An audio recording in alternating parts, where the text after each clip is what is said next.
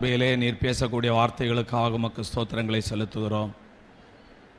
தேவரீர் சகலத்தையும் செய்ய வல்லவர். நீ செய்ய நினைத்து தடைபடாது.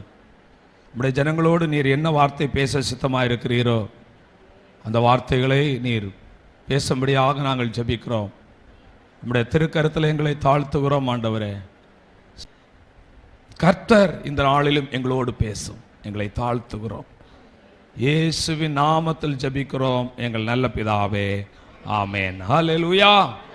2 தீமோத்தேயு 4ஆம் அதிகாரம் 7வது வசனத்தை எடுத்து வாசிப்போம். 2 தீமோத்தேயு 4ஆம் அதிகாரம் 7வது வசனம். நல்ல போராட்டத்தை போராடினேன், ஓட்டத்தை முடித்தேன், விசுவாசத்தை காத்து கொண்டேன் என்று அப்போஸ்தலன் பவுல் சொல்லுகிறார். நல்ல போராட்டத்தை குறித்து இந்த மாதம் முழுவதும் நாம் தியானித்து கொண்டிருக்கிறோம். இந்த நாளிலே ஒரு வார்த்தையை தியானிக்க போகிறோம். என்ன காரியத்தை செய்வதில் போராட்டம் என்று பார்க்கும்போது தேவ சித்தம் செய்வதில் போராட்டத்தை குறித்து இந்த நாளிலே பார்க்கிறோம். எது தேவ சித்தம், எது தேவ சித்தம் இல்லை, இதை அறிவதிலே போராட்டம், அறிந்தாலும் செய்வதிலே போராட்டம் அன்னையுடைய வாழ்க்கையில் இருக்கிறது. தேவ பிள்ளைகள் கவனிக்கணும். எது தேவ சித்தம், எது தேவ சித்தம் இல்லை, இதை அறிவதில் அநேகருக்கு போராட்டம் இருக்கிறது. தேவசத்தை அறிந்தாலும் அதை செய்வதில் அநேகருக்கு போராட்டம் இருக்கிறது. எது தேவசித்தம்? தேவசித்தம் என்று சொன்னால் என்ன? கர்த்தருக்கு பிரியமானது. உமக்கு பிரியமானதை செய்ய எனக்கு கற்றுத்தாரும். தாவீது சொல்லுகிறார், உமக்கு பிரியமானதை செய்ய எனக்கு கற்றுத்தாரும். எது கர்த்தருக்கு பிரியமானது, எது தேவசித்தம் என்று சுருக்கமாக நீங்கள் கவனித்தால், தேவ சித்தம் என்றால் என்ன என்று பல காரியங்கள் இருந்தாலும் சுருக்கமாக சொல்ல போனால் மத்தேயு 21ஆம் அதிகாரம் 28லிருந்து 31 வசனத்தை நீங்கள் படித்து பார்க்கும்போது, மத்தேயு 21ஆம் அதிகாரம் 28லிருந்து 31 வசனங்கள்.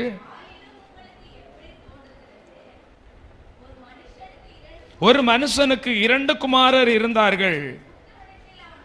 மூத்தவனிடத்தில் அவன் வந்து, மகனே போய் இன்றைக்கு என் திராட்சை தோட்டத்தில் வேலை செய் என்றான். அதற்கு அவன் மாட்டேன் என்றான். ஆயிலும் பின்பு மனஸ்தாபப்பட்டு போனான். இளையவனிடத்திலும் அவன் வந்து அப்படியே சொன்னான். போகிறேன் ஐயா என்று சொல்லியும் போகவில்லை. இவ்விருவரில் எவன் தகப்பனுடைய சித்தத்தின்படி செய்கிறவன் என்று கேட்டார். அதற்கு அவர்கள், போதும், மூத்தவன் தான் என்றார்கள். கர்த்தருடைய பரிசுத்த நாமத்திற்கு மகிமை உண்டாகட்டும். வசனத்தை நாம் கழிந்த வாரத்தில் தியானித்தோம். வசனத்தை கவனமாய் கேட்க வேண்டும். ஆண்டவர் நம்மோடு எப்படி பேசுகிறார் என்பதை கவனமாக புரிந்து கொள்ள கிருபை தருவாராக. வசனத்தை கேட்டு அதன்படி செய்வதுதான் தேவசித்தம். ஆமென். தேவசித்தம் என்று சொன்னால் நாம் போராட வேண்டிய அவசியம் இல்லை. ஆமென். வசனத்தின்படி செய்வது. மூத்தவன் சொன்னா நான் போக மாட்டேன்னு சொல்லிட்டு போனான், அவன் தான் தேவசித்தம் செய்தான். இன்னொருத்தன் போவேன்னு சொல்லிட்டு போகல. அதனால் சுருக்கமாக சொல்ல போனா கர்த்தருடைய வசனத்தின்படி நாம் நடந்து கொள்வதுதான் தேவசித்தம். ஆமென். அல்லேலூயா. அப்ப தேவசித்தம்னா ரொம்ப குழம்ப வேண்டிய அவசியம் இல்லை. எதை செய்தாலும் எதன்படி செய்வது தேவசித்தம்? வசனத்தின்படி. எதை செய்தாலும் வசனத்துக்கு மாறாக செய்தால் அது தேவசித்தம் அல்ல என்பதை நாம் தெளிவாக என்ன பண்ண வேண்டும்? புரிந்து கொள்ள வேண்டும். ரோமர் 12ஆம் அதிகாரம் 2வது வசனத்திலே தேவனுடைய பரிபூர்ண சித்தம் இன்னதென்று பகுத்தறியுங்கள் என்று சொல்லப்பட்டிருக்கிறது. அல்லேலூயா. தேவனுடைய பரிபூர்ண சித்தம் இன்னதென்று பகுத்தறியுங்கள். விலங்குகளுக்கு 5 அறிவு இருக்கிறது. ஆனால் மனிதர்களாகி நமக்கு ஒரு அறிவு கூட இருக்கிறது. அது என்ன அறிவு? பகுத்தறிவு. தேவனுடைய பரிபூர்ணமான விருப்பம் என்ன, பரிபூர்ணமான சித்தம் என்ன என்ற ஒரு பகுத்தறிவு, பகுத்து அறிவு நமக்கு தேவையாக இருக்கிறது. பிரியமான தேவனுடைய பிள்ளைகளே, இப்பொழுது நான் கேட்கிறேன், யாரெல்லாம் தேவ சித்தம் செய்ய விருப்பமாயிருக்கிறீர்கள்? அப்படி ஆனால் கர்த்தருக்கு பிரியமானதை செய்ய யாரெல்லாம் விருப்பமாயிருக்கிறீர்கள்? அப்படி ஆனால் கர்த்தருடைய வசனத்தின்படி நடக்க கர்த்தருடைய வசனத்தின்படி செய்ய யாரெல்லாம் விருப்பம் உள்ளவங்களா இருக்கிறீங்க? அல்லேலூயா, ஆமென். அப்போ தேவ சித்தம் யாரால தேவ சித்தம் செய்ய முடியும்? எல்லாரும் தேவ சித்தம் செய்கிறார்களா? இல்லை. ஆனால் யாரால் தேவ சித்தம் செய்ய முடியும் என்று பார்க்கும்போது சில காரியத்தை கற்றுக்கொள்ள போகிறோம். நாம் தேவ சித்தம் செய்ய முடிக்க நாம் என்ன செய்ய வேண்டும்? தேவ சித்தம் செய்வதால் வருகிற ஆசீர்வாதம், ஒரு 3 காரியத்தை நாம் சுருக்கமாக நாம் பார்க்க போகிறோம். இது 3 நாள் செய்தியாக சொல்லலாம். இதை நான் 3 பகுதியையும் சுருக்கி ஒரு செய்தியாக நான் சொல்ல கர்த்தருடைய ஆவியானவர் கிருபை தருவாராக. முதலாவதாக வசனம் இருக்கிறது, நீங்க வசனத்தை இப்போ படிக்க வேண்டாம். தேவ சித்தம் செய்யும் மனது தேவை. யோவான் 7:17. இப்போ அங்கெல்லாம் புரட்ட வேண்டாம், பார்க்கவே வேண்டாம். ஏன்னா ஆவியானவரோடு அந்த தொடர்போடு இருந்து இந்த வார்த்தையை கேட்போம். தேவ சித்தம் செய்யும் மனது உள்ளவர்களாக இருக்க வேண்டும். அல்லேலூயா. நான் தேவ சித்தம் செய்யும் மனது, எனக்கு அந்த ஒரு விருப்பம் இருக்கிறவர்களால் தான் என்ன பண்ண முடியும்? ஆனால் வசனத்தின்படி நான் நடக்க வேண்டும். ஆண்டவர் என்ன சொல்லுகிறாரோ, அவர் உங்களுக்கு என்ன சொல்லுகிறாரோ அதன்படி செய்யுங்கள் என்று மரியாள் அன்றைக்கு வேலைக்காரர்களை பார்த்து சொன்னார். அதே போல ஆண்டவருடைய வார்த்தையின்படி நடக்க வேண்டும் என்கிற ஒரு மனது யாருக்குள்ளாக இருக்கிறதோ அவர்கள் தேவ சித்தம் செய்வார்கள். உதாரணமாக 1 கோடி பணம் ஒரு நபர்கிட்ட இருக்கிறது என்று வைத்துக் கொள்வோம். ஒரு நபர், ஒரு ஏழை வந்து கேட்கிறார், 1000 ரூபாய் கொடுங்க ஐயா என்று கேட்கும்போது இந்த 1 கோடி இருக்கிற நபர் இடத்துல கொடுக்கவும் முடியும், கொடுக்காமல் இருக்கவும் முடியும். கொடுக்கும் மனது இருந்தால் அவர் கொடுப்பார், கொடுக்கும் மனதில்லை என்றால் அவர் என்ன பண்ணுவார்? எனக்கு தேவை இருக்கிறது, இல்லை என்றால் பணம் இல்லை என்று சொல்லிவிடுவார். அப்போ எதை பொறுத்தது? மனதை பொறுத்தது. அப்ப தேவ சித்தம் செய்வது எதை பொறுத்தது? மனதை பொறுத்தது என்று பார்க்கிறோம். இரண்டாவதாக தேவ சித்தத்தை தேடுகிறவர்களால், அதாவது தேவ சித்தத்தை வாஞ்சிக்கிறவர்களால். யோவான் 5:30. இயேசு தேவ சித்தத்தை தேடுகிறவராக இருந்தார். ஆண்டவராகிய இயேசு கிறிஸ்துவுக்கு தேவ சித்தம் செய்யும் மனது இருந்தது. எனவே தான் தேவ சித்தம் செய்தார். ஆமென். தேவ சித்தத்தை தேடுகிறவர்களாக இருக்க வேண்டும், தேடி அதை நாடுகிறவர்களாக இருக்க வேண்டும். அல்லேலூயா, ஆமென். பாருங்க, தேவ சித்தம் செய்வதிலே சாக்கு போக்கு சொல்லுவர்களாக நாம் இருக்கிறவர்களாக அல்ல, தேவ சித்தத்தை தேட வேண்டும். எது தேவ சித்தம், எது தேவ சித்தம் இல்லை, தேவ சித்தத்தை தேடி அதை என் வாழ்க்கையில நான் செய்ய வேண்டும் என்று யார் விரும்புகிறார்களோ அவர்களால் தேவ சித்தம் செய்ய முடியும். உதாரணமாக தாவீது ராஜாவை குறித்து பார்க்கும்போது அவருக்கு நிறைய வேலைகள் இருந்தது. ஆனால் அவருடைய விருப்பம் எதுவாக இருந்தது? ஒன்றை நான் கேட்டேன் அதையே நாடுவேன் என்கிற விருப்பம். தேவ சித்தத்தை தேடுகிற ஒரு விருப்பம் அவனுக்குள்ளாக இருந்தது. அல்லேலூயா. உயர் பதவியில் இருந்தான் தான், அவன் சாக்கு போக்கு சொல்லவில்லை. அவன் பிஸியான மனிதன் தான், ஆனால் அவன் என்ன பண்ணவில்லை? தேவ சித்தம் செய்வதுக்கு சாக்கு போக்கு சொல்லவில்லை. எது தேவ சித்தம், எது தேவனுக்கு பிரியமானது என்பதை அவன் தேடினான். தேடி அதை என்ன பண்ணினான்? செய்தான். ஒன்றை நான் கேட்டேன் அதையே நாடுவேன், கர்த்தருடைய மகிமை காண வேண்டும், அவருடைய ஆலயத்தில் ஆராய்ச்சி செய்யும்படியாக ஜீவனுள்ள நாளெல்லாம் கர்த்தருடைய ஆலயத்தில் தங்கி இருப்பதை தெரிந்து கொள்வேன் என்பதை தேவ சித்தத்தை அறிந்து அதை தேடினான். அல்லேலூயா. தேடி அறிந்து அதை செயல்பட்டான். அல்லேலூயா. அப்ப நம்முடைய வாழ்க்கையிலும் நம்மால் தேவ சித்தம் செய்ய வேண்டுமானால் தேவ சித்தத்தை நாம் தேடுகிறவர்களாக இருக்க வேண்டும். அடுத்ததாக யாரால் தேவ சித்தம் செய்ய முடியும் என்று பார்த்தால், தேவ சித்தம் செய்வதை ஒரு போஜனமாக நினைக்கிறவர்கள். ஆண்டவராகிய இயேசு கிறிஸ்து சுவிசேஷம் சொல்லிக் கொண்டிருக்கிறார். பசி நேரம், சீசர்கள் எல்லோரும் உணவு வாங்கி கொண்டு வருகிறார்கள். ஆண்டவரே சாப்பிடும் என்று சொன்னபோது அவர் என்ன சொன்னார்? தேவ சித்தம் செய்வதே என்னுடைய போஜனம் என்று சொன்னார். பசி நேரத்தில் நமக்கு உணவு யாராலும் தந்தா ரொம்ப சந்தோஷமா இருக்கும், அப்படித்தானே? ரொம்ப பசித்து களைத்து போகும் பொழுது கொஞ்சம் நேரம் யாராலும் உணவு தந்தாங்கன்னா உடனே நல்லது என்று சொல்லி அதை நாம் சாப்பிடுவோம். ஆனால் ஆண்டவருடைய தேவ சித்தத்தை உணவை பார்க்கிலும் அதிகமாக அவர் விரும்பினார். அல்லேலூயா. தேவ சித்தம் செய்வதே என் போஜனம். அப்போ பசிதான், உணவு தேவைதான், ஆனால் இதை விட எனக்கு முக்கியமான ஒன்று இருக்கிறது, தேவ சித்தம் செய்வது. அல்லேலூயா. உணவை விட அதிகமாக நேசிப்பதுதான் தேவ சித்தம். அல்லேலூயா, ஆமென். உபவாசம் பண்ணுவது தேவ சித்தம். ஆனால் உணவை அதிகமாக நேசித்தால் அது தேவ சித்தம் இல்லை. ஒரு நேரம் வாரத்திலே ஒரு நேரமாயில் உபவாசம் பண்ணுவது அது தேவ சித்தம் இல்லை. எனக்கு ஒரு நேரம் கூட உணவு சாப்பிட முடியாமல் என்னால் இருக்க முடியாது என்று சொல்லி உணவை அதிகமாக நேசித்தால் அது தேவ சித்தம் அல்ல. ஆண்டவருக்கு பசி இருந்தது. தேவ சித்தம் என்ன? எல்லோரும் ரட்சிக்கப்பட வேண்டும், அதற்காக நான் பிரயாசப்படுகிறேன், சுவிசேஷத்தை சொல்லுகிறேன் என்று சொல்லி அவர் முயற்சி பண்ணினார். அல்லேலூயா. அப்போ அதுபோல்தான் தேவ சித்தத்தை உணவை விட நேசிக்கிறவர்களால் செய்ய முடியும். உணவை போல நேசிக்கிறவர்களாய். உணவு என் வாழ்க்கையில் எவ்வளவு முக்கியமோ அதை விட முக்கியம் தேவ சித்தம். அப்படி யார் விரும்புகிறார்களோ இதை உணவு என்று சொல்லுகிறார் இயேசு. நீங்கள் அறியாத போஜனம் ஒன்று இருக்கிறது, இது ஒரு உணவு. தேவ சித்தம் என்பது இயேசுடைய வாழ்க்கையிலே உணவாய் இருந்தது. நம்முடைய வாழ்க்கையில் தேவ சித்தத்தை நாம் உணவை போல நாம் உட்கொள்வர்களாய் நாம் இருக்க வேண்டும். அனுதினமும் தேவ சித்தம். தேவ பிள்ளைகள் தேவ சித்தத்தின் மையத்திலே நிற்கிறவர்களாக இருக்க வேண்டும். நான்காவதாக யோவான் 6:38 நீங்கள் படித்து பார்க்கும்போது தேவ சித்தம் செய்வதை நோக்கமாக கொண்டார்.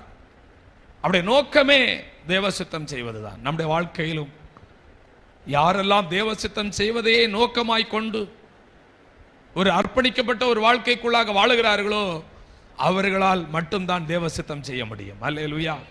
எல்லாரும் தேவ சித்தம் செய்ய முடியாது, எல்லாரும் தேவ சித்தம் செய்வதும் இல்லை. பிரியமான கர்த்தருடைய பிள்ளைகளே, தேவ சித்தம் செய்வதில்லை. இன்றைக்கு பல போராட்டம் இருக்கிறது. எது தேவ சித்தம், எது தேவ சித்தம் இல்லை. அல்லேலூயா.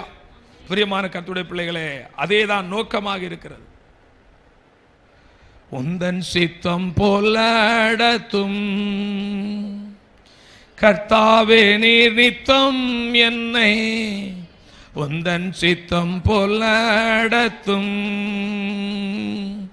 கர்த்தாவே நீ நித்தம் என்னை, எந்தன் சித்தம் போல வேண்டாம் என் பிதாவே யெகோவாவே, எந்தன் சித்தம் போல வேண்டாம். அர்ப்பணிப்போடு என் பிதாவே யெகோவாவே.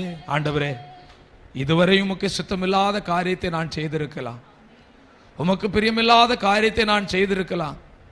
இனி உம்முடைய சித்தத்தை செய்ய எனக்கு கிருபை தாரும் என்று சொல்லி உந்தன் சித்தம் போலடத்தும் கர்த்தாவே நீ நித்தம் என்னை, உந்தன் சித்தம் போலடத்தும்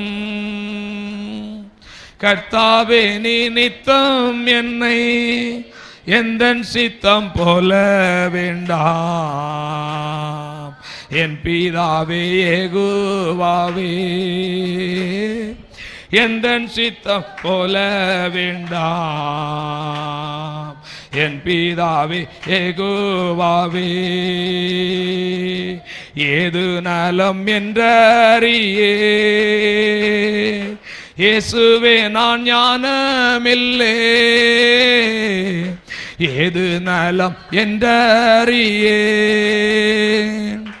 இயேசுவே நான் ஞானமில்லே,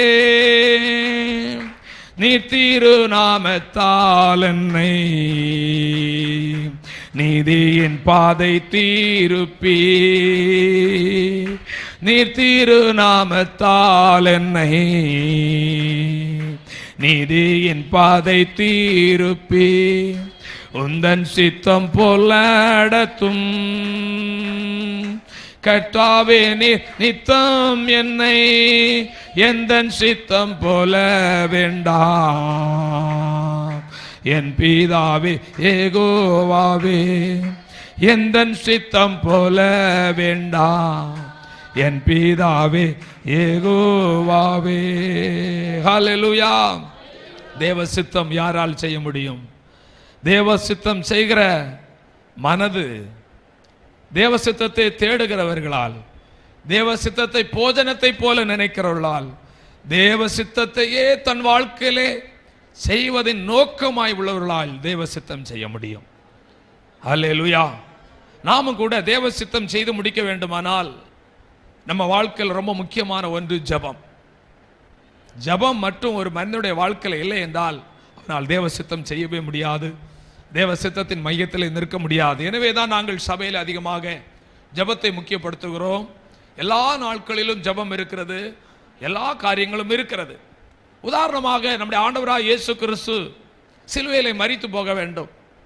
பலவிதமான நெருக்கடியான சூழ்நிலை, சிலுவையிலே போய் மரிக்க வேண்டும் என்கிற அது ஒரு வேதனையான ஒரு கொடூரமான ஒரு சூழ்நிலை. ஏனென்றால் இயேசு இந்த உலகத்திலே 100% மனிதனாக இருந்தார், 100% தெய்வமாக இருந்தார்.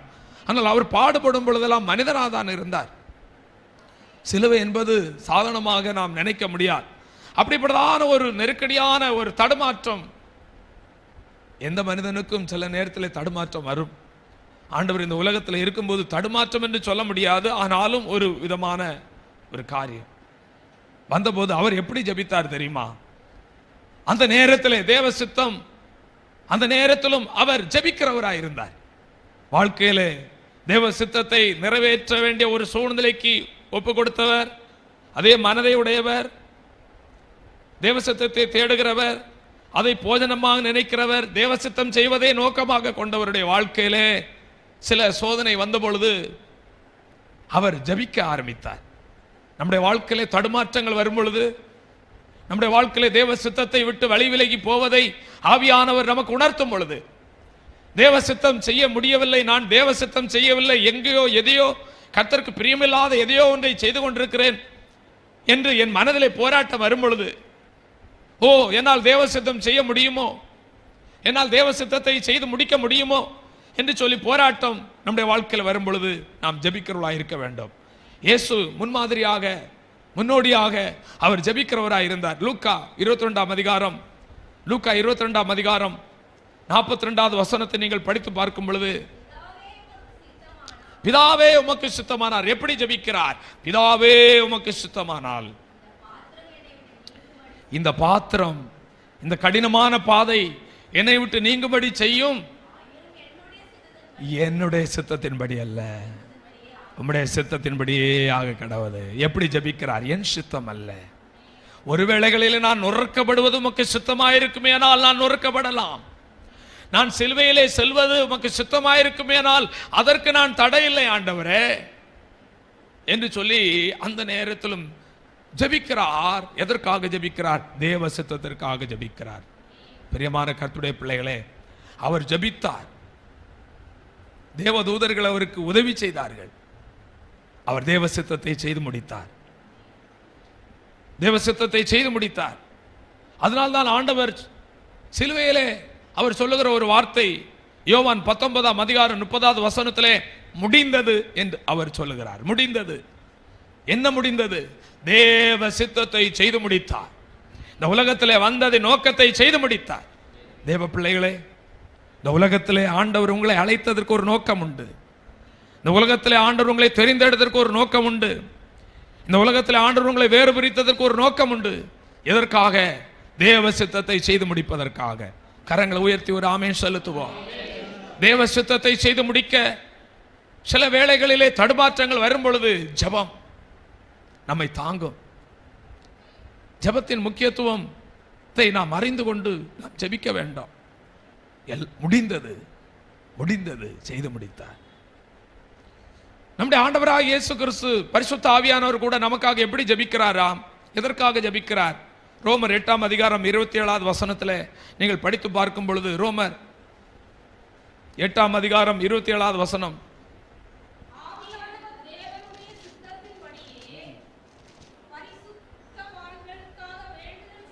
ஆவியானவர் தேவனுடைய சித்தத்தின்படி பரிசுத்தவான்களுக்காக வேண்டுதல் செய்கிறார். உங்களுக்காகவும் எனக்காகவும் ஆவியானவர் வேண்டுதல் செய்து கொண்டிருக்கிறார். ஆமென். அவர் வேண்டுதல் செய்யும் போது உங்க விருப்பத்தின்படி அவர் வேண்டுதல் செய்ய மாட்டார். உங்களுக்கு பல விருப்பங்கள் இருக்கலாம், ஆனால் ஆண்டவருடைய விருப்பம் உங்கள் மேல் ஒன்றுண்டு. ஆமென். ஆண்டவருடைய விருப்பம் உங்கள் மேல் ஒன்றுண்டு. பரிசுத்த நாம் சில வேளை ஜெபிக்கும் போது நம்முடைய இச்சைகள் எல்லாம், நம்முடைய ஆசைகள் எல்லாம் நிறைவேற்ற நாம் ஜெபிப்போம். ஆனால் பரிசுத்த ஆவியானவர் ஜெபிப்பதற்கும் நாம் ஜெபிப்பதற்கும் வித்தியாசம் உண்டு. ஆவியிலே நிரம்பி ஜபிப்பதற்கும் சுயமாக ஜபிப்பதற்கும் வித்தியாசம் உண்டு. ஆவியானவரோடு இணைந்து ஜபிப்பதற்கும் தனியாக நாம் ஜபிப்பதற்கும் வித்தியாசம் உண்டு. ஆவியானவர் தேவனுடைய சித்தத்தின்படியே பரிசுத்தவான்களுக்காக வேண்டுதல் செய்கிறார். அல்லேலூயா. இருதயங்களை ஆராய்ந்து பார்க்கிறவர் ஆவியின் சிந்தை என்னதென்று அறிவார். பிரியமான கர்த்தருடைய பிள்ளைகளே, நாம் தேவ சித்தத்தின்படி தான் நாம் ஜெபம் பண்ணி கொண்டிருக்கிறோமா? இல்லை, தேவ சித்தம் இல்லாமல் ஏதோ காரியங்களுக்காக ஜெபம் பண்ணி கொண்டிருக்கிறோமா? நம்முடைய மனதும் மாம்சமும் விரும்புகிற காரியங்களுக்காக ஜெபம் பண்ணி கொண்டிருக்கிறோமா? தேவ சித்தத்திற்காக நாம் ஜெபிக்க நாம் நம்மை அர்ப்பணிக்க வேண்டும். ஆவியானவர் அதற்காக தான் ஜெபம் பண்ணி கொண்டிருக்கிறார். ஹல்லேலூயா. ஏனென்றால் இயேசுவை போல நாமும் தேவ சித்தம் செய்ய வேண்டும் என்று ஆவியானவர் விரும்புகிறார். ஆமென், ஆமென். இயேசு எப்படி தேவ சித்தத்தை செய்து முடிந்தது என்று சொன்னாரோ, நாமும் இந்த உலகத்தை விட்டு ஓட்டத்தை முடிக்கும் பொழுது ஆம் தேவ சித்தத்தை செய்தேன் முடிந்தது என்று நாம் சொல்லக்கூடிய அளவிலே நாமும் தேவ சித்தத்தை செய்ய வேண்டும். எல்லா தேவ பிள்ளைகளும் தேவ சித்தத்தின் மையத்தில் இருக்க வேண்டும். ஜனங்கள் ரட்சிக்கப்படுவது தேவ சித்தம், ஜனங்கள் ஞானஸ்நானம் எடுப்பது தேவ சித்தம், ஜனங்கள் அபிஷேகம் வருவது தேவ சித்தம், எல்லோரும் ரட்சிக்கப்படுவது தேவ சித்தமாக இருக்கிறது. பரிசுத்தமுள்ளவர்களாய் வாழ வேண்டும் என்று தேவ சித்தமாக இருக்கிறது. தேவ சித்தம். இயேசுவை போல நாமும் தேவ சித்தம் செய்ய வேண்டும் என்பதற்காக தான் ஆண்டவர் நம்மை ரட்சித்தார். அதற்காக தான் ஆண்டவர் நம்மை அபிஷேகித்தார். நாம் நம்மை இந்த ஆராதனையில் ஒப்பு கொடுப்போம். தேவ சித்தம் இதுவரையும் நான் செய்யாமல் இருந்திருக்கலாம், நான் என்னை தேவ சித்தத்துக்கு ஒப்பு கொடு. அப்போஸ்தலனாகிய பவுல் ரட்சிக்கப்பட்ட போது அவர் செய்த முதல் ஜெபம் என்ன தெரியுமா? அதை தர வேண்டும் இதை தர வேண்டும் என்று கேட்கவில்லை. அப்போஸ்தலர் 9ஆம் அதிகாரம் 6வது வசனத்தில் அவர் என்ன கேட்கிறார்? ஆண்டவரே, நான் என்ன செய்ய சித்தமாக இருக்கிறேன். நாம் எத்தனை பேர் இப்படிப்பட்டதான ஜெபத்தை செய்வோம்? நாம் ஒரு பட்டியலோடு வந்து நிற்போம். பலர் ஜெபத்துக்கு வரும்போது தவறல்ல, நம்முடைய தேவைகளை பட்டியலாக எழுதலாம், தவறல்ல. ஆனால் அது தேவ சித்தத்தின்படி இருக்க வேண்டாம். கரங்களை உயர்த்தி ஆண்டவரை ஸ்தோத்திரம் பண்ணுவோமா? அது தேவ சித்தத்தின்படி இருக்க வேண்டாம். ஆண்டவரே, நான் என்ன செய்ய சித்தமாக இருக்கிறீர். அப்படியானால் நம்முடைய ரட்சிக்கப்பட்ட தேவ பிள்ளையுடைய வாழ்க்கையில இருக்க வேண்டியதான ஜெபம், முக்கியமான ஒரு ஜெபம், ஆண்டவரே தேவ சித்தம் செய்கிறவனா என்னை மாற்றும். ஆமென். சுய சித்தம் செய்கிறவனாக அல்ல. என் மனதும் என் மனசும் என் மாம்சமும் விரும்புகிறதை நான் செய்கிற நபராக இருக்கக்கூடாது. மாம்சம் ஆவிக்கு விரோதமாய் போராடுகிறது, ஆவி மாம்சத்துக்கு விரோதமாய் போராடுகிறது. ஆனால் மாம்சம் என்னில் போராடி ஜெயிக்க கூடாது. ஆவிதான் ஜெயிக்க வேண்டும். ஆண்டவரே, ஆவி ஜெயித்தால் தான் அவன் தேவ சித்தம் செய்ய முடியும். ஹல்லேலூயா. மாம்சம் நம்மை மேற்கொண்டால் தேவ சித்தம் செய்ய முடியாது. என்னை அப்படியாக மாற்றும். அதனால தான் அப்போஸ்தலன் பவுல் கூட சொல்றாரு, நல்ல போராட்டத்தை போராடினேன், ஓட்டத்தை முடித்தேன் என்று அவர் சொல்லுகிறார். தேவ சித்தத்துக்கு அவருடைய ஆரம்ப ஜெபம் தேவ சித்தம். அவருடைய வாழ்க்கை பயணத்திலே பல பாடுகள் உபத்திரவங்கள் வந்த பொழுதெல்லாம் அவர் தேவ சித்தத்தின் மையத்திலே நின்றார். அவர் தேவ சித்தத்தை விட்டு அவர் வழிவிலகவே இல்லை. அதனால தான் அவர் சொல்றார், நல்ல போராட்டத்தை போராடினேன். வாழ்க்கையில் வருகிற போராட்டத்திலே நீங்கள் ஜெயம் எடுக்க வேண்டுமானால், வாழ்க்கையிலே வருகிற உபத்திரவங்களிலே நீங்கள் ஜெயம் எடுக்க வேண்டுமானால், அந்த போராட்டத்தை நீங்கள் நல்ல போராட்டமாக நினைத்து போராடி வெற்றி பெற வேண்டுமானால், நீங்கள் தேவ சித்தத்தின் மையத்திலே நிற்க வேண்டுமானால் நீங்கள் ஜெபிக்கிறவளாய் இருக்க வேண்டாம். நீங்கள் ஜெபிக்கிறவளாய் இருக்க வேண்டும். ஜெபிக்காத ஒரு நபரால் தேவ சித்தத்தை செய்யவே முடியாது. ஜெபிக்கிற ஒரு மனிதனால் மட்டுமே தேவ சித்தத்தை செய்ய முடியும். அல்லேலூயா. ஜெபிக்க தேவ பிள்ளைகள் ஒப்பு கொடுங்கள். தனிப்பட்ட ஜெபம், குடும்ப ஜெபம், சபையிலே கூடி ஜெபிக்கிற ஜெபத்தை அற்பமாய் ஒருவர் நினையாதிருங்கள். ஜெபத்தை முக்கியப்படுத்துங்கள். கர்த்தர் உங்களை ஆசீர்வதிப்பார். எப்பாப்ரா என்று சொல்லக்கூடியதான ஊழியக்காரன் சபைக்காக எப்படி ஜெபிக்கிறார்? கொலோசியர் 4ஆம் அதிகாரம் 12வது வசனத்தை நீங்கள் படித்து பார்க்கும் பொழுது, கொலோசியர் 4ஆம் அதிகாரம் 12வது வசனம்,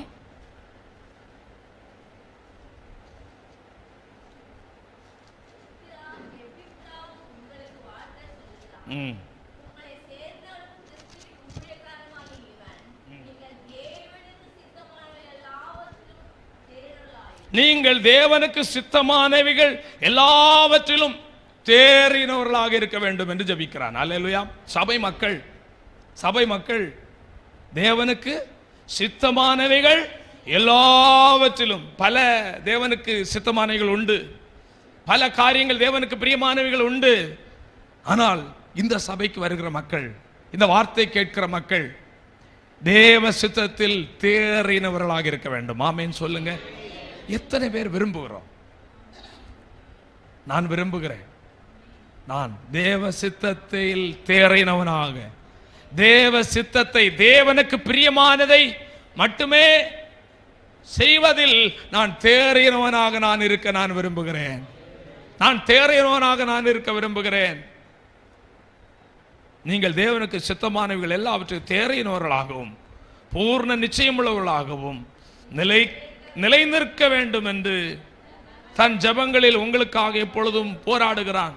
தேவ சித்தம் செய்கிறவன் தான் அவன் நிலைத்திருப்பான் என்று பார்க்கிறோம். தேவ சித்தம் செய்கிறவன் நிலைத்திருப்பான். இவன் என்ன எப்படி ஜெபிக்கிறான்? ஜெபங்களில் உங்களுக்காக எப்பொழுதும் போராடுகிறான். அல்லேலூயா.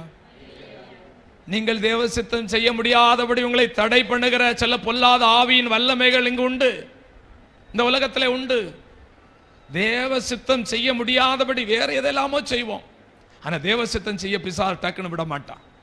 அதனால தான் இவன் என்ன பண்றான்? ஜெபத்தில் என்ன பண்றான்? போராடி ஜெபிக்கிறான். எப்படி போராடி இருப்பான்? ஆண்டவரே, நான் தேவ சித்தம் மட்டும்தான் ஆண்டவரே செய்யணும், தேவனுக்கு சித்தமில்லாத எந்த காரியம் செய்யக்கூடாது ஆண்டவரே, உமக்கு பிரியமில்லாத எந்த ஒரு காரியத்தையும் செய்யக்கூடாது என்று அவனுக்காக மட்டுமல்ல, முழு சபைக்காகவும் அவன் ஜெபித்தானாம். அல்லேலூயா. நாம் அதை தான் ஜெபிக்கிறோம். சபை கூடி வரும்போது எல்லாருக்காக ஜெபிக்கிறோம். எங்கள் சபை மக்கள் பின்வாங்கி போகக்கூடாது, ஆண்டவரை விட்டு தூரம் போகக்கூடாது, எல்லோரும் ரட்சிக்கப்பட வேண்டும், எல்லோரும் மனம் திரும்ப வேண்டும், எல்லோரும் ஞானஸ்நானம் பெற வேண்டும், எல்லோரும் அபிஷேகம் பெற வேண்டும், தேவ சுத்தத்திலே எங்கள் மக்கள் நிற்க வேண்டும் என்று ஜெபிப்போம்.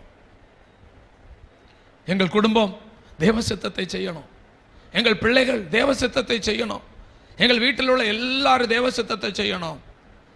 இவனுடைய பாரத்தை பாருங்க, சபைக்காக போராடுகிறார். அப்போஸ்தலனாகிய பவுல் சொல்றார், நான் ஜெபத்திலே போராடுகிறது போல நீங்களும் என்னோடு போராடுங்கள் என்று சொல்லுகிறார். இவர் எதற்காக போராடுகிறார்? தேவ சித்தம் செய்ய வேண்டும் என்று போராடுகிறார். யாக்கோபு என்னை ஆசீர்வதியும் என்று போராடினான். அவருடைய போராட்டத்திற்கும் இவருடைய போராட்டத்திற்கும் என்ன வித்தியாசம்? பணத்துக்காக பொருளுக்காக என்னை ஆசீர்வதியும் என்று போராடுகிறவர்கள் ஒரு கூட்ட மக்கள் உண்டு. அதன் மத்தியிலே தேவ சித்தத்தை தான் நான் செய்ய வேண்டும்.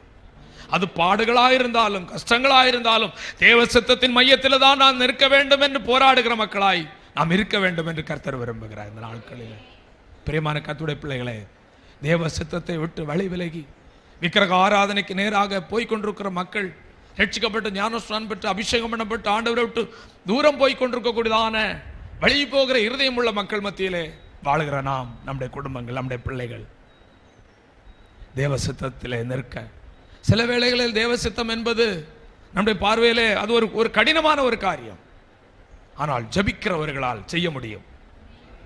அது கூடாத ஒன்றுமில்லை. பவுல் செய்து முடித்தார், இயேசு செய்து முடித்தார், நாமும் செய்து முடிக்க முடியும். எப்பாப்பரா செய்து முடித்தார், நீங்களும் நானும் தேவ சித்தத்தை செய்ய முடியும். எத்தனை பேர் விசுவாசிக்கிறீங்க? ஆமென். அப்படியானால் நம்முடைய ஜெபங்களிலே ஆண்டவர் பரமண்டல ஜெபம் இருக்கிறது. அதுல என்ன சொல்லி கொடுத்தார்? சீசர்கள் கேட்கிறாங்க, ஆண்டவரே எனக்கு ஜெபம் பண்ண கற்றுத்தாரும். பலருக்கு இன்னைக்கு ஜெபிக்க என்ன தெரியாது, வளவளா குளகுளா பேசிட்டு போறது. கர்த்தா ஜெபம் பண்ண தெரியாது நிறைய பேருக்கு, வளவளா பேசிட்டு இருக்கிறது. அந்த வளவளா ஜெபத்துக்கெல்லாம் ஆண்டவர் பதில் தர மாட்டார். வார்த்தைகள் எப்படி இருக்கணும்? கருத்தா இருக்கணும், சுருக்கமா இருக்கணும், ஞானமா ஜெபிக்க கர்த்தர் கிருபை தரணும். எப்படி ஜெபிக்கணும்னு ஆண்டவர் கற்றுக் கொடுக்கிறார். மத்தேயு 6:10.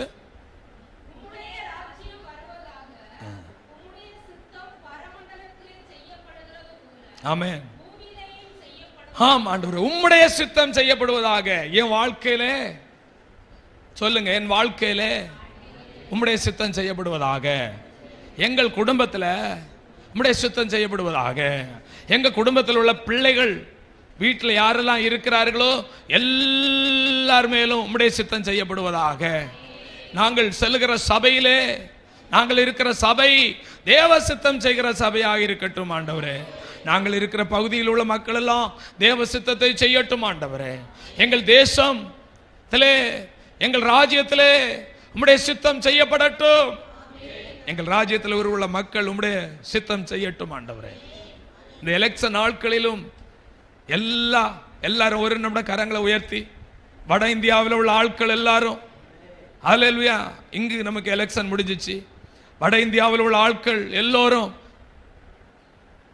எலெக்ஷன்ல ஓட்டு போடும்போது தேவ சித்தத்தின்படி போடட்டும் சொல்லி ஜெபம் பண்ணுங்க. தேவ சித்தம் இல்லாத ஒரு தலைவனை தெரிந்தெடுக்க கூடாது. தேவ சித்தம் உள்ள நபர்களை தெரிந்தெடுக்க, தங்கள் ஓட்டை சரியாக பயன்படுத்த கர்த்தர் கிருபை தருவாராக. ஆமாண்டவரே, கர்த்தர் கிருபை தருவாராக. எங்கள் தேசத்தில் கூட தேவ சித்தம் உள்ள ஒரு பிரதம மந்திரியை கர்த்தர் எங்களுக்கு தருவீராக. ஆமென். தேவனுக்கு சித்தம் இல்லாத ஒரு நபரும் அரியணையில ஏறிடக்கூடாது ஆண்டவரே, தடுத்து போடுவீராக. எங்கள் தேசத்திலே விக்கிரக ஆராதனை ஒழிவதாக. எங்கள் தேசத்திலே மாந்திரிக செய்வனை கட்டுகள் ஒழிவதாக. எங்கள் எல்லைகளிலே போராடுகிற பிசாசின் கிரியைகள் அழிந்து தேவ ஜனங்கள் விடுவிக்கப்படட்டும் ஆண்டவரே. எங்கள் தேசத்து ஜனங்கள் ரட்சிக்கப்படட்டும், மனம் திரும்பட்டும். இயேசுவின் நாமத்தில் பிதாவே, ஆமென். அல்லேலூயா. மூன்றாவதாக சொல்லி நான் முடிச்சுறேன். தேவம் சித்தம் செய்வதனால் வருகிற ஆசீர்வாதம். ஒரு 4 காரியத்தை சுருக்கமாக பார்த்துருவோம். தேவ சித்தம் செய்வதனால் வருகிற ஆசீர்வாதம். முதலாவது பார்த்தோம், யாரால் தேவ சித்தம் செய்ய முடியும் என்று பார்த்தோம். தேவ சித்தம் செய்து முடிக்க வேண்டுமானால் என்ன தேவை என்று பார்த்தோம். ஜெபம் வேண்டும் என்று பார்த்தோம். முன்மாதிரியாகிய இயேசு ஜெபித்தார், அப்போஸ்தலர்கள் ஜெபித்தார்கள், எப்பாப்ரா என்ற ஊழியக்காரர் ஜெபித்தார். இயேசு, அப்போஸ்தலர், ஸ்டெப்பா பாருங்க. இயேசு ஜெபித்தார், ஜெயித்தார். அப்போஸ்தலர் ஜெபித்தார், ஜெயித்தார். அதற்கு கீழே ஊழியக்காரர் ஜெபித்தார், ஜெயித்தார். இந்த நாட்களில் இருக்கிற ஊழியக்காரர்களும் இந்த நாட்களுடைய விசுவாசிகளும் ஜெபித்தால், தேவ சித்தத்திற்காக ஜெபித்தால் நிச்சயமாய் தேவ சித்தம் செய்வோம். ஆமென். முடிந்தது என்று சொல்லுவோம். கரங்களை எத்தனை பேர் விசுவாசிக்கிறீங்க? வாழ்க்கையில புரிந்து கொள்ளணும். வாழ்க்கை நோக்கம் தேவ சித்தம் செய்ய ஒரு அர்ப்பணிப்புள்ள ஒரு இருதயத்தை எல்லாருக்கும் கர்த்தர் தருவாராக. Praise the Lord. தேவ சித்தம் செய்வதனால் வருகிற ஆசீர்வாதம் என்ன? மத்தேயு 12:50. அதாவது இயேசுவை பார்க்க அவருடைய சகோதரர்கள், தாயார், சகோதரிகள் எல்லாரும் வந்தாங்க. இயேசுக்கு யாரெல்லாம் உண்டு இந்த உலகத்தில்? அவர்கள் எல்லாரும் மனுஷ சித்தத்தின்படி பிறந்தவங்க. தேவ சித்தத்தின்படி தேவனால் பிறந்தவர் தான் யாரு? பரிசுத்த ஆவியினால் பிறந்தவர் தான் யாரு? இயேசு. மரியாளுக்கு அநேக பிள்ளைகள் இருந்தாங்க. ஆனா இயேசு ஆனால் இயேசு மட்டும்தான் பரிசுத்த ஆவியினால் பிறந்தவர். இயேசு மட்டும்தான் முதல் பேரானவர். இயேசு மட்டும்தான் முதல் பிள்ளை மரியாளுக்கு. அப்போ இயேசு ஊழியம் செஞ்சுட்டு இருக்கும்போது சீசர்கள் வந்து சொல்றாங்க, ஆண்டவரே நம்முடைய தாயாரும் சகோதரரும் சகோதரிகளும் வந்திருக்கிறாங்கன்னு சொல்லும்போது ஆண்டவர் என்ன சொன்னார் தெரியுமா? பரலோகத்தில் இருக்கிற என் பிதாவின் சித்தத்தின்படி செய்கிறவன் எவனோ அவனே எனக்கு சகோதரனும், அவனே எனக்கு சகோதரியும், அவனே எனக்கு தாயுமாய் இருக்கிறார் என்று இயேசு சொன்னார். என்ன ஒரு அருமையான ஒரு வார்த்தை. தேவ சித்தம் செய்யாத யாரா இருந்தாலும் எனக்கு சகோதரனும் சகோதரியும் தாயும் அல்ல. பிரியமான கர்த்தருடைய பிள்ளைகளே, நீங்கள் தேவ சித்தத்தை செய்கிற நபராய் இருந்தால் ஆண்டவர் சிலரை சகோதரராக பார்ப்பார், உங்களில் சிலரை சகோதரியாக பார்ப்பார், உங்களில் சிலரை தாயாக பார்ப்பார். அல்லேலூயா, ஹல்லேலூயா. எவ்வளவு பெரிய ஒரு பாக்கியம். தேவ சித்தம் செய்யாதவர்களை சகோதரியாக பார்க்க மாட்டார், சகோதரராக பார்க்க மாட்டார், தாயாக பார்க்க மாட்டார். ஹல்லேலூயா. ஆண்டவர் உறவை விரும்புகிறார். ஆண்டவர் என்ன உறவை விரும்புகிறார்? யார் இடத்துல உறவு வைக்க விரும்புகிறார்? தேவ சித்தம் செய்கிறவர்கள் தான் சொந்தம் அவருக்கு. நீங்கள் தேவ சித்தம் செய்கிறவர்களாக இருந்தால் நீங்கள் ஆண்டவருக்கு சொந்தம். நீங்களும் நானும் சபை தேவ சித்தம் செய்தால் நம்மோடு உறவு கொள்ள விரும்புகிறார். யார் தேவ சித்தம் செய்வார்களோ அவர்களோடு உறவு கொள்ளுவார். யார் தேவ சித்தம் செய்வார்களோ அங்கு ஆண்டவர் வருவார், கர்த்தர் அவர்களை ஆசீர்வதிப்பார். தேவ சித்தம் செய்கிறவர்களே எனக்கு தாயும் சகோதரரும் சகோதரியும் என்று சொன்னார். பெரிய ஒரு பாக்கியம். இரண்டாவதாக பார்க்கும் பொழுது யோவான் 9:31 நீங்கள் படித்து பார்க்கும் பொழுது, யோவான் 9:31 அப்படியானால் எடுத்துக்கொள்ளலாம், தேவ சித்தம் செய்யாதவர்களுக்கு தேவன் செவி கொடுப்பது இல்லை. ஒருவன் தேவ பக்தி உள்ளவனாயிருந்து அவருக்கு சித்தமானதை செய்தால் அவருக்கு செவி கொடுப்பார். அல்லேலூயா. அவருக்கு சித்தமானதை செய்கிறவர்களுக்கு கர்த்தர் என்ன பண்ணுகிறாரா? செவி கொடுக்கிறவராக இருக்கிறார். கர்த்தருடைய நாமத்திற்கு மகிமை உண்டாகட்டும். தெய்வ பக்தி உள்ளவர்களுக்கு கர்த்தர் செவி கொடுக்கிறார். கொர்நேலியுவை குறித்து பார்க்கும் பொழுது அவன் ஒரு தெய்வ பக்தி உள்ளவன். அப்போஸ்தலர் 10:2 நீங்கள் படிக்கலாம். தெய்வ பக்தி உள்ளவனாக இருந்தான். போதும். இந்த தெய்வ பக்தி உள்ளவன்,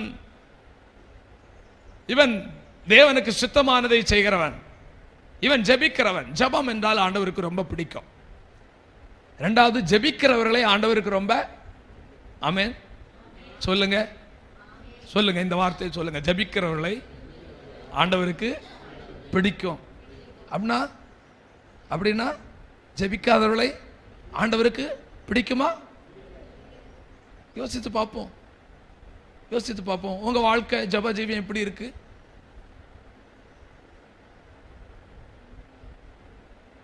தேவ சித்தம், அவன் தேவ பக்தி உள்ளவனாயிருந்து தேவனுக்கு சித்தமானதை செய்தால் அவனுக்கு ஆண்டவர் செவி கொடுக்கிறாரா? அதனால தான் அவன் ஜெபிச்ச போது தேவதூதன் இறங்கி வந்தான். ஜெபித்த போது தேவதூதன் இறங்கி வந்து அவன் ரட்சிக்கப்படாமல் இருந்த போதும் அவன் ஜெபித்தான். ஆனால் ரட்சிக்கப்பட்ட பிள்ளைகள் அதிகமாக ஜெபிக்கிறது இல்லை. கர்த்தர் பார்த்து கொள்வார்னு போயிடுறாங்க. கர்த்தர் பார்த்துட்டு தான் இருக்கிறார். அப்படி கிருபையினால நம்ம நிற்கிறோம்.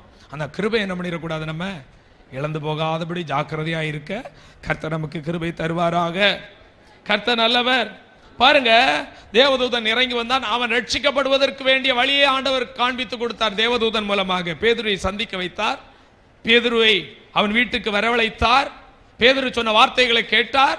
அவர் மனம் திரும்பினார், ரட்சிக்கப்பட்டார், ஞானஸ்நானம் பெற்றார், அபிஷேகம் பெற்றார். இப்பொழுது நல்ல ஒரு ஊழியக்காரராக மாறிவிட்டார். கரங்களை உயர்த்தி ஆண்டவரை ஸ்தோத்திரம் பண்ணுவோம். ஹல்லேலூயா. பிரியமானவர்களே, ஒருவன் தேவனுக்கு சித்தமானதை செய்தால் ஒரு தெய்வ பயம் உள்ளவனாயிருந்து, நம்முடைய வாழ்க்கையில் தெய்வ பயமும் கர்த்தருக்கு சித்தமானதை செய்கிறவனாக இருந்தால் அவனுக்கு செவி கொடுப்பார். அப்படின்னா அர்த்தம் என்னன்னா, நீங்க சொல்வதை கேட்பார். எத்தனை பேர் விரும்புகிறீங்க நான் சொல்றதை எசப்பா கேட்கணும்னு? எத்தனை பேர் விரும்புகிறீங்க? அப்ப என்ன செய்யணும்? என்ன செய்யணும்? தேவ சித்தம் கேட்க வேண்டாம் என்றால் தேவ சித்தம் செய்ய வேண்டாம். அப்படியானால் நம்முடைய ஜெபம் கேட்கப்பட வேண்டுமானால் நம்ம சொல்றோம், எப்பா இப்படி இருக்கு, இந்த நபர் எனக்கு விரோதமா எழும்பிட்டு இருக்கிறான், நீங்க பார்த்துடுங்கன்னு சொல்லிடுறத கேட்கணும்னா, செவி கொடுத்து கேட்கணும்னா நம்ம தேவ சித்தம் செய்கிற நபராக இருக்கு. ஹல்லேலூயா.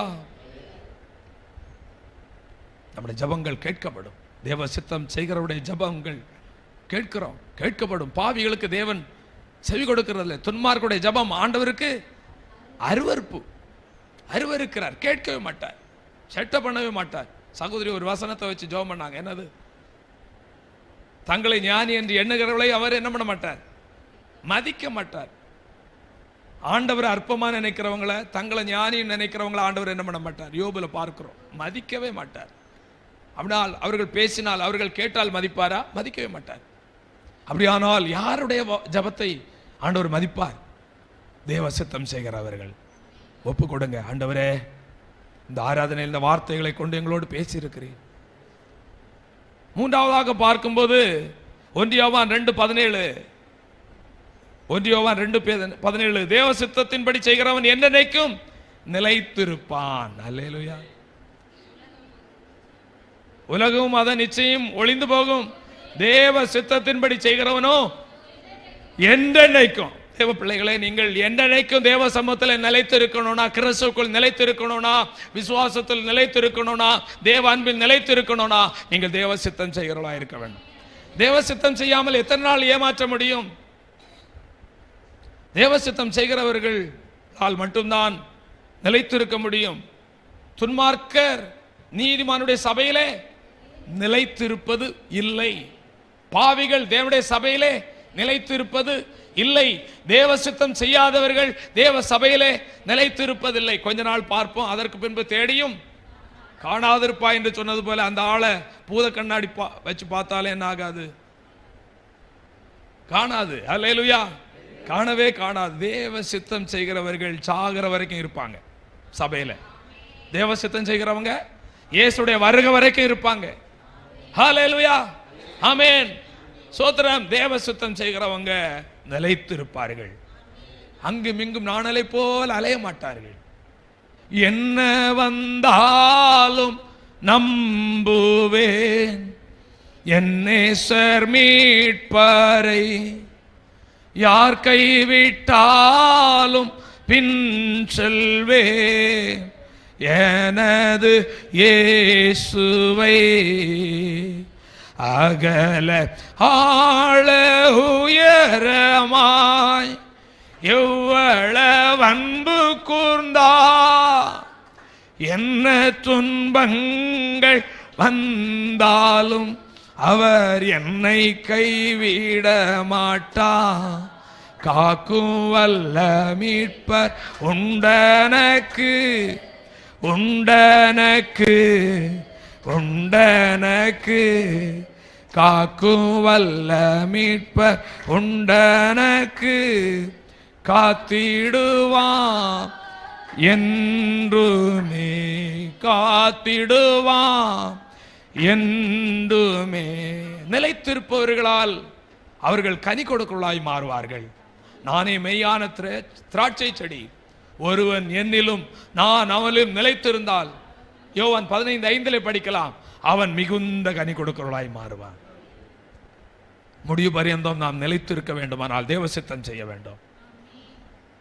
முடிவு பரியந்தம் நிலைத்து நின்று கனி கொடுக்க வேண்டுமானால் நாம் தேவ சித்தம் செய்ய வேண்டும். தேவ சித்தம் செய்ய முடியாதபடி பல போராட்டம் வரும். அந்த நேரத்தில் என்ன பண்ண வேண்டும்? ஜெபிக்க வேண்டும், உபவாசம் பண்ண வேண்டும். எது இதை நான் செய்யலாமா, இதை செய்யக்கூடாதா? மாம்ச ஆவிக்கு விரோதம் போராடும், ஆவி மாம்சத்துக்கு விரோதம் போராடும்.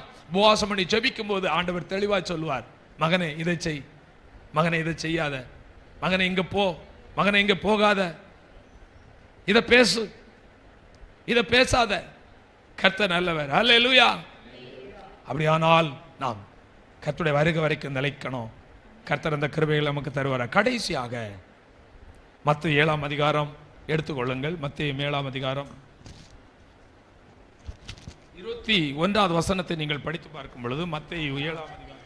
இந்த நாட்களிலே, கடைசி நாட்கள், இந்த பொல்லாத காலத்தில் இப்பொழுது அநேகர், இயேசு வரும்போது அநேகர் புறக்கணிக்கப்படுவார்கள்.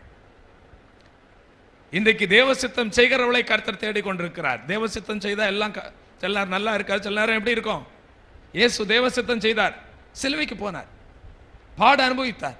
சில நேரத்தில் தேவசித்தம் பாட அனுபவிப்பது, சில நேரம் தேவசித்தம் நஷ்டத்தை அனுபவிப்பது, சில நேரத்தில் நிந்தனைகளை அனுமதிப்பது, சில நேரத்தில் போராட்டங்களை அனுபவிப்பது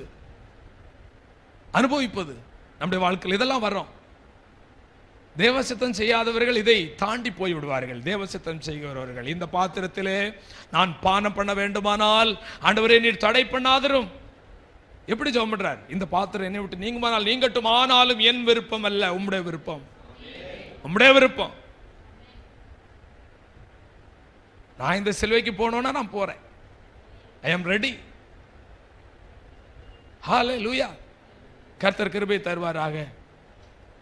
இப்போ அநேகர் புறக்கணிக்கப்படுவார்கள். இயேசு வரும்பொழுது அநேகர் கைவிடப்படுவார்கள்.